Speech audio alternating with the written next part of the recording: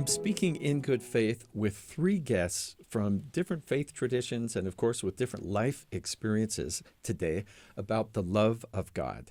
Kimberly Applewhite Teitter has her doctorate in psychology, is a licensed clinical psychologist, a published author, an adjunct professor, and an entrepreneur in the Salt Lake City area. She's also a wife and a mother to two daughters, and is the assistant director of the Deborah Bonner Unity Gospel Choir in Utah. Kimberly, thank you for coming in. Thank you for having me. And I've seen you direct this choir. You go for it. Oh, thank you. You posted that thing on social media. It just made me feel so good about myself. You were so amazing. I walked up to the front of this huge gathering where she was leading the choir and just filmed her. And then I posted it on my page, and people were saying, "That's how you lead the music." So, oh, sweet. It was great. I'll put it on my encouragement board. Thanks. Also in studio today, Rachel Whipple. She's an attorney and Provo City Councilor and a former research fellow at the International Center for Law and Religion Studies. She's also a member of the Provo Awakening Valley Sangha Board of Directors. Rachel, good to have you here today. Thank you. I'm so glad to be with you. And I'm glad your office is close enough that you could hop over, because I know you're a very busy person with your work and being on a city council. Thanks. Thank you. Shahab Saeed is a business and community leader in Salt Lake City. He served as a trustee for Intermountain Healthcare System's corporate board and as a faculty member for the Institute for Healthcare Improvement and the American Hospital Association. And I know he had a great day skiing yesterday and the greatest powder on earth. Yes, true, very true. I'm delighted to be here. Thank you. Each of you we've asked to come because partly because of just who you are, as we've had little interactions here and there over the last little bit. Today we're talking about God's love. And I don't know if that's something that when you first meet people, you say, we should really talk about God's love. They might say, let's really not, and walk away. But I think they might really want to. Mm-hmm. And I know that our audience wants to hear about this. And I'm really intrigued by I have a couple of angles of this. And let's start with, when I say God's love, what do you think of? How does that strike you, Rachel? Yeah, so when we're coming at it from a Buddhist tradition, it's less about God and more about the love, about developing this sense of compassion and loving kindness. And this is a capacity that we all have within us. And we can cultivate that more and more so that we really embody it. And instead of necessarily having an external locus, like God is the embodiment of all of the love, we recognize that within each other. That said, there's the bodhisattva of compassion. So that's Avalokiteshvara or Kuan-Yin in the Chinese tradition. And so if you need that kind of focal point, then there is an embodiment, just like you have a Catholic saint or somebody that you can look to as this example or to help focus your mind as you're trying to develop these attributes. Makes sense. And that phrase, loving kindness, I have always liked. Oh, yeah. Yeah, a metta meditation, so METTA is this loving kindness, where as you're doing this meditation, you have these well wishes for each other. May you be safe. May you be happy. May you be well. May you live with ease. And you repeat these phrases with different people in mind, starting with the people who are close to you that are easy to love. And you build this well of goodwill, of good feeling, and you expand out to the people you don't know so well, or to the people that you have difficult relationships with. And as you do this practice, you really are cultivating these good feelings. And I want to ask if this came naturally to you when you first started. Was that your personality? It came more naturally to me than to my husband, right? Like, so this is something that I wanted, and the practice helps me develop those good attributes that, they can wither if you don't feed them. But it's amazing because as I do this practice, I find that it changes my actions, that I have more patience, that somebody says something and you have that instinctive reaction and judgment. Mm-hmm. And sometimes I've got a little pause before I react, and I can choose not to react harshly. Or I immediately jump to the conclusion and I'm like, oh, I have jumped to the conclusion. Let's step back from that. So you're aware of it. Yeah, it's really, really amazing. But, it's a slow, incremental thing over time. But the nice thing about doing a metta meditation is that when you do it for that period, you feel good. And then you also get the cumulative effects of extended practice. Nice. Shahab, did you grow up with a particular idea of what God's love was? Or has that developed over time? What is that for you? It's probably developed over time. And I think when Heather was kind enough to send the questions over that we were going to be talking about today, what came to my mind was just this unconditional love in terms of what God's love is. And I should mention that I'm a member of the Baha'i faith, so what I share is my perspective and my understanding of the Baha'i faith.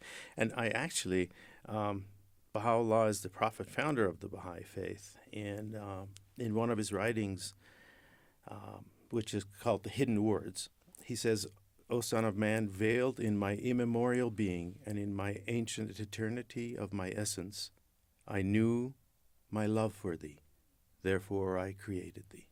So we were created because of God's love. Have engraved on thee mine image and revealed to thee my beauty. So that unconditional love that applies to all of humanity. Which really is one of the principles of the Baha'i faith. Yes. And I have sensed that. I sort of feel like every time there's a little circle of people who disagree, we should call on someone from the Baha'i tradition to please come and lead us through the discussion. That is nice of you to say. Baha'is and Quakers, we're going to put you two in charge of working out everybody's differences. Baha'is do try to look for points of unity, like you mentioned. And we have more in common than we have that differentiates us. And this God's love is, I think, the essence and the foundation. He doesn't say, I only like you or you. Yeah. God's love embodies everyone. Thank you. How about you, Kimberly? When I got the topic for today, I just thought about how needed it is. A friend had posted on social media, he's in his 30s to 40s, and was just talking about how sometimes it feels really difficult to feel God's love as you move through life. I think in the LDS tradition, at least the way that I've experienced it, there's a lot when you're a kid about how God loves everyone, and that he's aware of our circumstances, and that we can communicate with him. And there's a lot in the teenage years that surround receiving revelation and how you clear your mind and your heart to receive these things.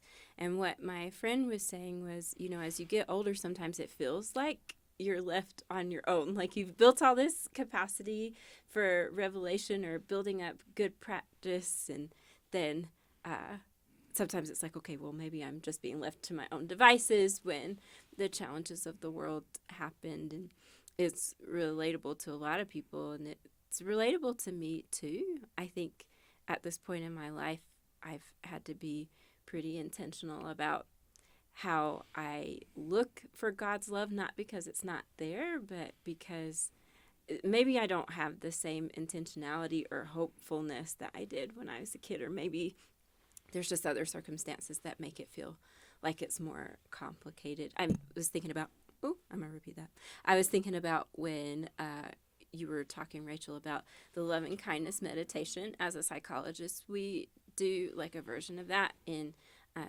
dialectical behavior therapy, which borrows a lot from Eastern tradition. And it's interesting because in the version that we do, we also, after people have cultivated all this feeling of goodwill, we are kind of okay, well, can you draw from that well of good feeling?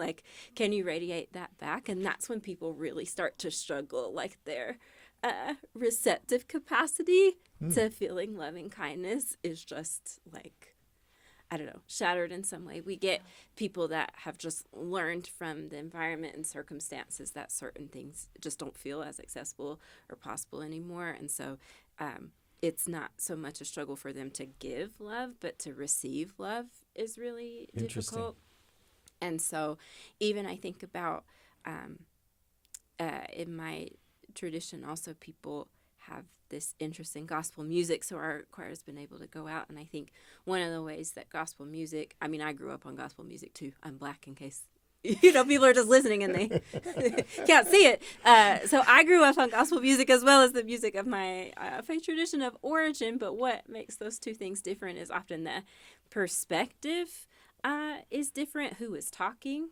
A lot of LDS hymns come from like a Protestant Methodist tradition. Like, they're pretty regal, like God is grand and we respect him, and that's great. And gospel music, especially in the Black traditions, is more like relational, and sometimes you're speaking as God, sometimes you're speaking as yourself, but from just a place of power and positionality that's different. And it just seems like people are really hungry for a different understanding of that relationship that helps make that love feel more accessible. Thank you, each of you. This is really fun to talk about. I mean, I can't believe we get to do this, and this is my work. But I wonder if there are, you just mentioned hymns, different kinds of hymns, scriptures, prayers. You mentioned a particular prayer, Rachel. I wonder if we could dig into that a little bit. Are there times when you've leaned on a particular scripture or a thought or a prayer that's been helpful for you in connecting with the divine? Yes. Yes. Thank you. Yes. Short answer. Next question. So we have lots of little gathas or little practice kind of poems, things to help you. And they're the sutras and chants and everything. I really love the Heart Sutra. I found that just amazingly powerful, but it's too long for me to recite the whole thing for you right now. So we're How not long going to is do long? that. About 5 minutes. Anyway, I'm I'm like, that's not great, but anyway, it's not my show. But one gatha that I do when we invite the bell at the end of the meeting is, may the sound of this bell penetrate deeply into the cosmos so that beings, even in those dark places, may hear it and be free from birth and death. May all beings realize awakening and find their way home. Namo Shakyamunae Buddhaya. But that idea that there's every being out there, and some of us are in dark places. Right. But this sound, this hope could penetrate, and somehow, you could have that insight. You could be free from your cycles of disappointment or expectation or frustration. And in a moment, you could be home. You could be grounded, right? And that could be, as Kierkegaard would say, like resting transparently, right? To be with God. But to have that point of stability and freedom, like that's what we want for ourselves and for everything. And so every time I say this gatha, and I do it every day, at least once a day, it breaks my heart open, right? Because I think that's what we all want, is to be home. Yeah. A place where we belong, a place where we could be at peace, at rest. Right. And I think part of it, it's a state of mind, it's an attitude thing, but I think it goes along with being seen, being loved, because that's the most important and terrifying thing to all of us, is to see and be seen, like really as we are, and to know that when we are seen, we are also loved as we are. Thank you. Shahab, you did read that passage at the beginning about we were created from the beginning with the love of God. Anything more you want to say about the topic? Yeah. This concept of the love of God, it really, Baha'u'llah, the prophet, founder of the Baha'i faith, these hidden words are very short passages, just like the one I read you. There's another one that always kind of uplifts me, and this one is Hidden Words, number 29. He says, O son of bounty, out of the waste of nothingness, with the clay of my command, I made thee to appear, and have ordained for thy training every atom in existence and the essence of all created things. To have that such love that he created us and he put every atom in the universe for our training. And it gets to what Rachel was talking about in terms of ability to love and accept everyone just because of who they are. Yeah. And in another passage it says, Noble have I created thee. Rise then unto that for which thou wast created. Mm-hmm. And when I think about that, and trying to see the nobility in all, even in those instances where the reaction is, that's not very noble. You know what I mean? To take a step back. Yeah. To kind of calm that ego. Yeah. To say, this is somebody that the Lord loves. So there must be something I'm not understanding. And the purpose behind, when you talked about the intentionality of like every atom, every particle, I mean, that makes me think, well, I might even have more purpose than I'm aware of. Absolutely. And be open to that. Yeah, that potential that's there. If he says, Noble have I created thee, what are the potentialities there? Yeah. In terms of what we could achieve in terms of, and you know, in the Baha'i faith, we believe that we are spiritual beings, not material beings. And I think everybody around the table probably agrees with that we are here to develop spiritual qualities as we move on to the next worlds of God. So it is not easy, I mean, at times, to control the ego and take a step back. But this is what Baha'is try to do, and I try. Not successfully all the time, but I do try. Good. Any comment from you, Kimberly? Yeah, I just love hearing y'all talk about just creation and knowing and how much comfort there is in that. I think that I resonate with pretty similar things, you know, stuff like, before I formed thee in the belly, I knew thee. I really like this idea of being known before. It's interesting as I watch my own kids grow that, like, some of what they're doing I can recognize because it's stuff I did when I was a kid, just like the ways that I would react to things.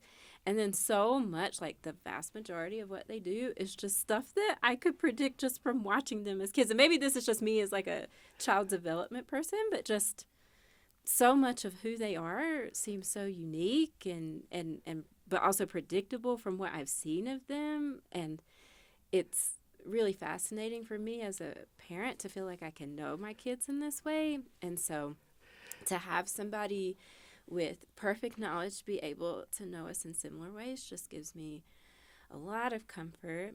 I also, in the LDS tradition, we have Pearl of Great Price, which, I don't know, it's like a prequel. I don't know how you describe it. It's like a different, it's like Lion King 1.5. I don't know. So it's like a different This is view interesting. I want to hear this. I feel like it's accurate. So it's like a view of the events of the ones I center on most is like around the time of Noah and the flood, looking at how Enoch, the prophet Enoch, would have conversed with the Lord at that time. And so in those set of scriptures, it talks about, you know, like I think in the LDS tradition, we really like Enoch because he set up this community, Zion, where everybody was nice to each other. In essence, they were one heart, one mind. They dwelt in righteousness. There was no poor among them. We say that we value these things. Again, in practice, does it happen? I don't know. But we say that we value it, and so that's nice. So anyway, Enoch had this Zion community. They got taken up into heaven, and so the set of scriptures talks about like what Enoch might have seen being in heaven with the Lord. And so because it was right around the time of Noah and the flood, it's like Enoch's looking at all the creations and just feeling in awe And the Lord is like, but look at these, my children down here. They're doing all this stuff. They don't believe in me. They're not treating each other kindly. And the Lord is crying. And Enoch is like, how is it that you can cry? Like, you created all of this stuff. Like, what's the deal? And the Lord's response is that I want my children to be kind to each other, in essence. I want them to feel the love that I have for them. They're down there doing all of this stuff. And when Enoch saw that, it says his heart swelled as wide as eternity. And so looking at the people that God loves can help us feel that love. And, you know, in the LDS tradition, eternity is like one of the names that we use for the divine. So to think that our hearts can be divine hearts, can be like the Lord's, as we look on creation and see just that, like the infinite nature of the love that God has for us, is something that really resonates with me. I remember one time I was in a discussion, probably like a Sunday school class, something like that, and talking about the love of God, that God loves everyone. And the teacher said, "Do you love God?" And I thought, I don't know if I really thought about, do I love God? And like, if we ask God, like, do you think Steve loves you? Would God say, well, the evidence suggests that he hasn't thought much about you. But it really made me think, and I thought, I wonder, I should be aware of this. And I really tried to be aware of, instead of just taking for granted the good things in my life and saying, thank you for this, aren't we lucky that this? But to see those as things that I would feel love for the person who would give them to me. And that was a very important moment, I think, in my life, was to kind of think of the other half of that equation, like, maybe this should call forth something from me. And I'm just wondering if any of you have stories about whether God, loving kindness, whatever it might be, that you felt like you were changed somehow, or taught something, or improved in some way because of that awareness. I do have one. Good. This is an old one, an old That's story great. for me. Yeah, I love what you said about Enoch and the heart being swelled wide as eternity with all of this love. I like 1 John 3:2, right, where it's talking about when Christ shall appear, we shall be like him, and we will see him as he is. You know, to I think to be like Christ, to have these attributes, is related to how we see each other. So when I was an undergrad, I was in a biblical Hebrew class, and there's this one kid in there who was like the most annoying guy I've ever met. You know, he was one of these kids who always had to like say the right answer and, you know, insert himself and nitpick everybody else's answer. And he was really annoying, right? He was annoying, and you could tell that he annoyed everybody in the room, right? Because everybody reacted to that. And I certainly was annoyed. But I'm feeling it for you. And he was also trying so hard, right? And the more he tried, the more annoying he was. And people started being mean to him, and, you know, just little ways, you know, those little slights and things that you do, throwing shade.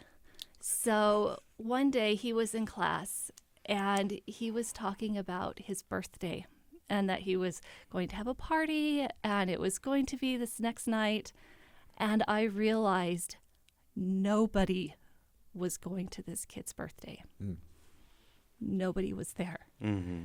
And it broke my heart open. You know, this kind of flash of insight, this grace that was just this vision of this kid. And I saw him as somebody who desperately wanted to be loved and didn't know how to do that, and didn't know that he was pushing people away.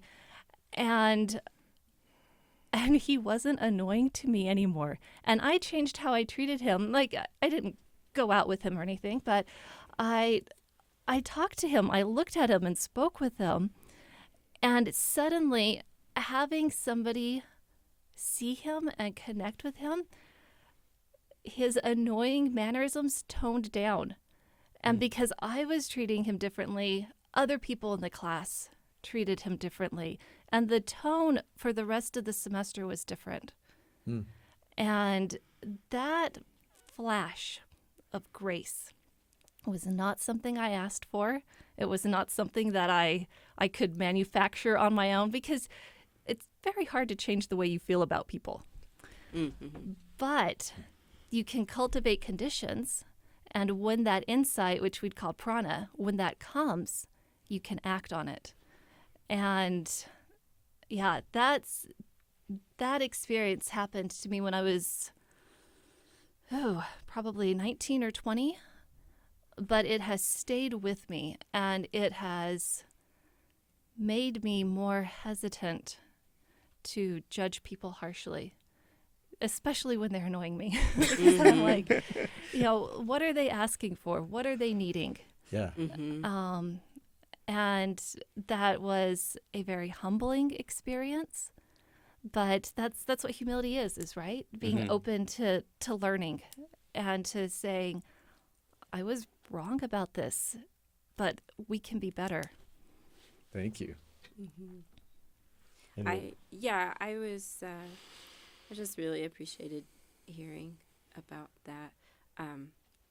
One of my clients, or patients, whatever I'm supposed to call them, anyway, a person I know, when we were talking about the differences between how validation versus invalidation feels in the body, she said invalidation feels like being a crying child inside, left in a room and not knowing where your next care is coming from. And so much of what people do when they don't know how people are going to receive them is that crying child stuff, things that, a parent, it pulls on the heartstrings, but, when it's somebody else's child, it doesn't quite hit that way. And so I'm also grateful for just these moments where the Lord allows us to feel how much love that he has for his children. Because I think, there's a lot in our tradition about, is love unconditional? Is it conditional? Whatever. And there are, I think, situations that can make it harder to feel love or easier to feel love or whatever. But I tend to be on the side of God can do anything that they wants to do. And so much of the barrier is human stuff. How often does God depend on people to deliver God's love? And the people don't do it. And so I try to be open, because I never know when the person that the Lord is counting on is me, and I don't do it. I'm from the South, and so it's just a colloquial thing to be oh, bless their heart, when you really don't like what they have done, and possibly if you don't have any respect or desire to connect with this person at all. And I can remember also being in college, and there was somebody, I have a friend and I talk about this often, we just weren't ready for her brand of how she practiced her faith, and now I think we've all gotten there, but at the time it was just Bushmans and feminism and just I don't know, all this stuff that we just did not understand. And so we would talk about just things that happened with this person, and I started saying this person's name and child of God. I'm like, this person, that child of God, and I did it every time I talked about them. And the more I did that, the less I could do it with irreverence, because it was true, right? This person was a child of God, and if I saw them that way, then I would see their needs as being valuable and what they were communicating as being something that I could pay attention to, regardless of whether I understood it. So I remember that slow turning where God's like, okay, if you're going to put me in it, then I'm going to show you something. I also, I guess one of the things I often talk about is being a young teenager growing up in the South. I, quote unquote, did not know any gay people at the age of 13, because there were none, of course. There's air quotes. Weren't any. And I remember reading in a like a teen magazine or something like that about a high school that was being set up in New York City, and it's still there, that was set up to make safe spaces for the LGBTQ population. So at the time, I'm like, never been to New York City, hadn't even thought about New York City. Like, I was a small town girl, and like I said, I didn't know any gay people personally, but I just remember reading that and being like, yeah, like everybody needs safe space. And so much of what I felt, for one, has carried with me, and for two, like you're saying, Rachel, just did not feel like it came from me, because there wasn't any way that I would have generated this reaction on my own. So I like, see, when you talk about like feeling called into these things, like feeling called into love, because that's very much what it felt like for me. And I've tried to stay true to that through my life, because again, like, what if I'm the one? Like, I don't want to be caught slipping. I know that the Lord can do whatever he wants, but like, what if I'm the one that is supposed to give this love to someone? Yeah. You know, Steve, you asked the question, do you love God? You know, somebody asked you that. And Yeah. when you asked that, this phrase came to mind, again from Baha'u'llah's writings, where he says, love me that I may love thee. If thou lovest me not, my love in no wise can reach thee. So being trained as an engineer, that kind of like, okay, the circuit has to be closed. So I have to do something. I have to do something to close the circuit in terms of that God's love. And just like you explained, there are times when I think that God's love comes to our assistance, just like you were saying, Rachel, in terms of how you started treating this new individual, and other times where we are supposed to be. I remember my example, the story, is from long ago as well. This was right after the revolution took place in Iran, and members of the Baha'i faith were being heavily persecuted. And I was on a panel discussion at the University of Utah, and we were talking about that, and there were some students who were very attached to the revolution and so on. And we were talking about the human rights and how religious freedom, and Baha'is were being executed in Iran just for their belief. In fact, this year we are commemorating 40th anniversary of these women in city of Shiraz that were hung because they were Baha'is and they were teaching children's classes. And a question came up, and I answered it. And then afterwards I was going, where did that come from? That's not something that I had thought about. And that to me is an example of that connection between the Lord, that he is there to help us to try to do the right thing. And it's this divine assistance and love of God can come in many different forms. And then going back to Kimberly, you were talking about kids and how you can see how they were all different in terms of this nobility. One of the things that I feel like you develop as you go through life is, now, if you think it's fun with kids, just wait till you have grandkids. And it's seeing how different they are. And I think, I guess maybe as we grow older, we develop this capacity to be able to notice these gifts that the Lord has given to the grandkids, and that, you know, intense love that we have for them without full responsibility. That's true. Okay, so a question I've been dying to ask a member of the city council, and here you are. Oh, all right. There are I a can few switch times. There are a few times when I want you to sort of keep this hat on for a minute, where I thought I'd like to get more involved, and then I see at meetings how the representatives are treated and spoken to and dismissed, and people sometimes seem to be at their worst. Even if we're talking about, you know, the slight property tax increase or whatever it is they disagree with, and they immediately go to, well, you're a horrible person. Don't expect me to vote. You're not talking about Provo City Council meetings. No. Sure, it would never happen Surely here. never. Never happens there. Actually, right? we've been really respectful and collegial in ours, and I feel incredibly fortunate to That be is on awesome to councils hear. that have that level of respect amongst ourselves and for our staff and for the people who come to petition us. But I have seen other meetings in different jurisdictions where there's horrible, like embattled animosity on everyone's part, right? People coming up and yelling at the counselors and the counselors reacting in terrible ways as well. So I think that's probably what you're talking about. Yeah, but I'm wondering, if someone can respond as you talked, if even in a situation like that, you can have that little space to react. Mm-hmm.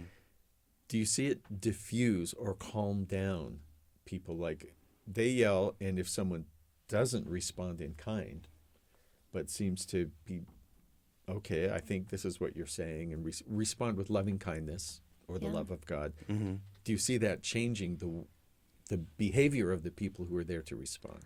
Yeah, and I've seen this in some of my email correspondence with constituents. Sometimes they'll get all head up over a particular issue, and how I respond to that can completely change it. You know, especially if they're approaching where they've been fed a little bit of information and a call to action, and so they blast off usually a form email with a couple of things added to it. Right. And then if I respond to say, I've heard you, and ask them more questions like, why does this concern you? How does this affect you? Help me understand your position. Then the next email I get from them, the tone is completely changed, and we can start a dialogue. That doesn't always work. Some people will double down in their fear and hatred, and there's no productive conversation. But giving a chance is really important. One thing that's really been helpful for me, both on the council and as an attorney, is the practice of deep listening that Thich Nhat Hanh talked about a lot, where you are there present with the person and you listen to what they say, which is an extraordinarily difficult thing for us to do, right? Because usually we're formulating our answer or a rebuttal or, thinking about the next thing instead of being present and hearing what's being said and what's not being said, right? Like the emotion and everything that's being conveyed by that. But if you can take the time to actually listen to a person and then pause before you answer and ask for that time. Say, okay, I'm still thinking about this. I'm processing, and I want to understand better. That changes everything, because this goes back to the fundamental need to be seen and to be heard. And what's amazing is when you listen, you learn things. Right? And who knew? But if you've already got the answers, then there's nothing to learn. There's no collaboration. There's no compromise. There's no moving forward. There's only embattlement.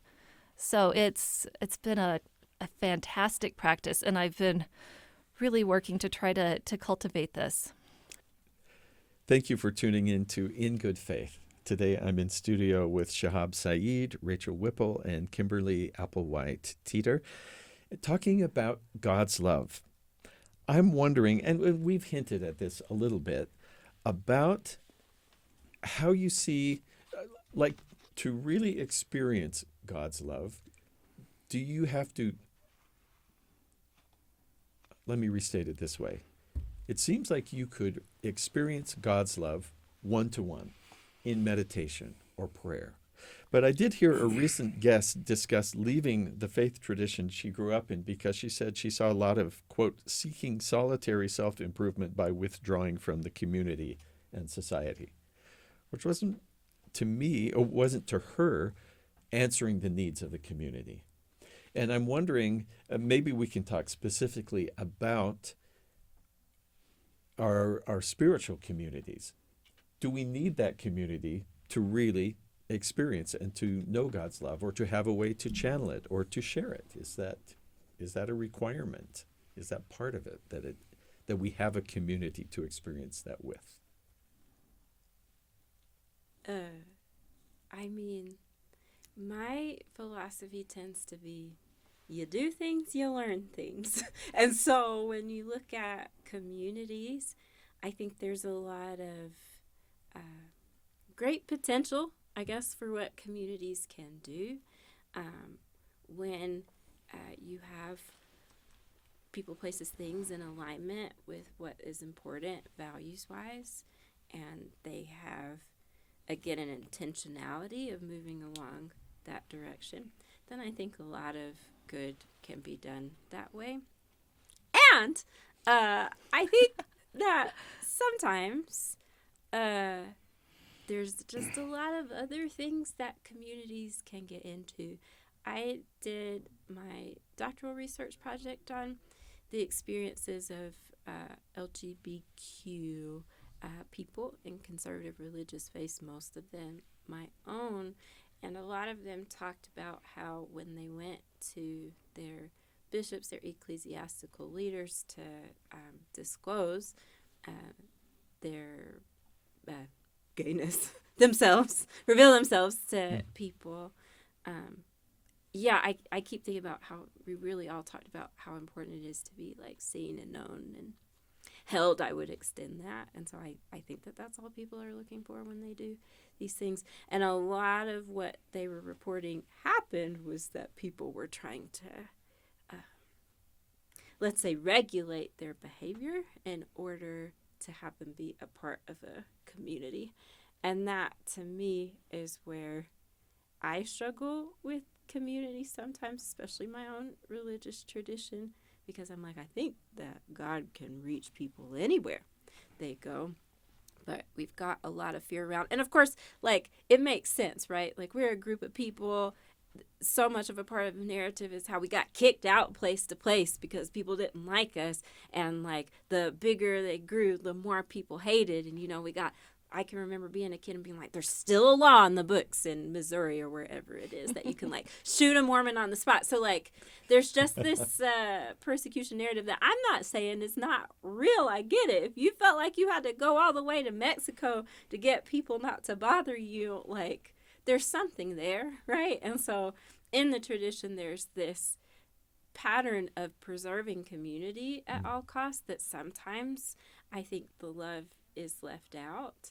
And then when you take that kind of behavior and put it on an individual level, I think sometimes that values connectedness or like just tuning into this larger purpose of bringing everybody home gets lost because there's so many check boxes that we can, like, for sure grab onto and still be a part of the community, that sometimes we lose the spirit and the values behind why we're doing that stuff. We love community. We do. And I think, the whole purpose of the faith is improving the life of the community for everyone involved. But the guest that you mentioned maybe needed a break. There's this analogy that we are, we talked about being spiritual beings, but we live in a material world. So in the Baha'i writings, it talks about that there's the horse and the rider. Our material being is the horse, and the rider is the spiritual being. So sometimes if the horse is tired, maybe it does need a little time to go and reflect, but then to come back with the rider guiding it back into the life of society. And we need more leaders like Rachel who have this humble posture of learning, that even when somebody is rude, she's willing to step back and say, what can I learn from this person? What is it that the issue that they're bringing up? And truly this humble posture of learning becomes critical as we try to advance and make everyone's life better in our community. So I think the engagement with the community is not just within our own faith communities, but community as large. Serving as a public servant, teaching, leading the choir. I want to see that video, Steve, about her leading a choir, because that's how it should be done. So I think it is really important to, in the Baha'i writings, it says, let deeds, not words, be your adorning. And if we're not involved in the life of society and social discourse, we're not really moving towards improvement and making everyone's life better. I have wondered about, at one time, I spent time thinking about, do I experience God's love? I think I sort of assumed it because I had been taught it. But then when I spent time thinking, am I experiencing that? And I think the closest to an answer I got was how I felt about people. Just if I could be vulnerable here for a moment, since that's what we do in our show, I think one of my gifts is teaching. And in my community, I've often been asked to be a teacher. Mm-hmm.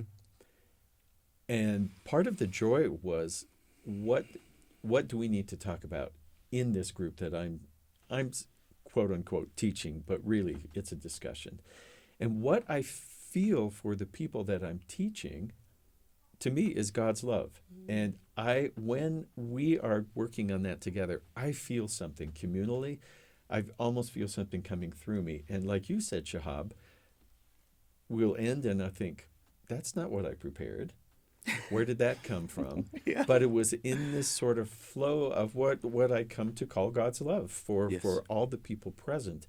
And I think we're all different. And for me, maybe that's one of the ways, and maybe that's God saying, you should do a little more of this. Have you noticed this is a good experience for you and for the people you're with? And not so much just sitting around twiddling your thumb and or whatever it might be. So I don't know. We're almost out of time. I'd like to talk for another hour on this. But if you have final thoughts about God's love, how you experience it, I would love to finish with those. Well, I guess I feel that love every day, and have made a habit of thanking the Lord for that love and grace. And I think about my African American friends who say, God is good All the time. There you see how quickly that came? Yeah. God is good all the time. And this came from my brothers and sisters who were subject to slavery, Right. who could say God is good all the time while under oppression. So could there be anything more noble than that? So this, if we're open to it, if that chant, love me that I may love thee, that love just is surrounding us all the time, is just being cognizant and not letting the horse take over. So when you get a bad email and, you say, oh, let me show you this, the horse can kick right back, right? As opposed to the writer saying, whoa, whoa, whoa, they didn't mean it. Yeah. And I have had similar experiences where if you just step back and, and especially in these days of texts and emails, somebody was texting me and they responded really harshly. And I said, this is why I wanted to talk to you, because I think texting can come across as disrespectful. And I didn't mean that at all. And the next response, Rachel, the tone totally changed. Sorry, I took too long. That's great. That's great. Yeah, I really liked what you said, Tiffany, about the barrier to God's love is human stuff. In my tradition, that would be delusion, right? These expectations or stories that we impose on other people. That's the barrier to feeling that love in all ways. And I'm just really grateful for this practice that is an engaged Buddhism, where through your meditation, you're developing self-observation and self-restraint and also this loving kindness. And you do that in the context of your community, in your Sangha. And we have all of these overlapping communities that we're part of. And all of them are opportunities for these interactions and for these relationships to grow. And they're not all good. Some of them are frustrating, and those challenge us and help us to develop these good capacities that we want, to develop that sense of love within ourselves and love for other people. Thank you very much.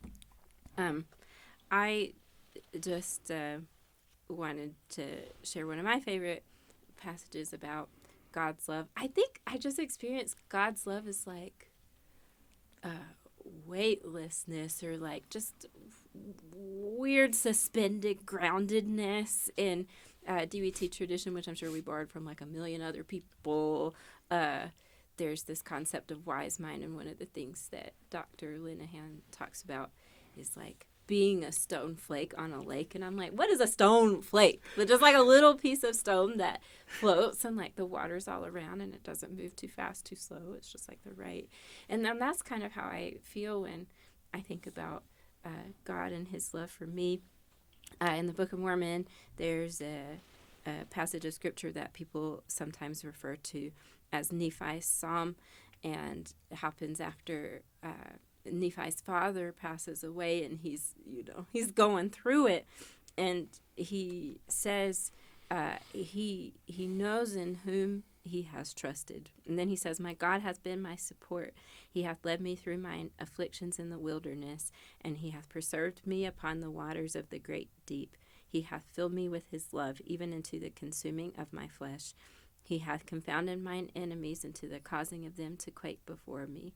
And upon the wings of his spirit hath my body been carried away upon exceedingly high mountains.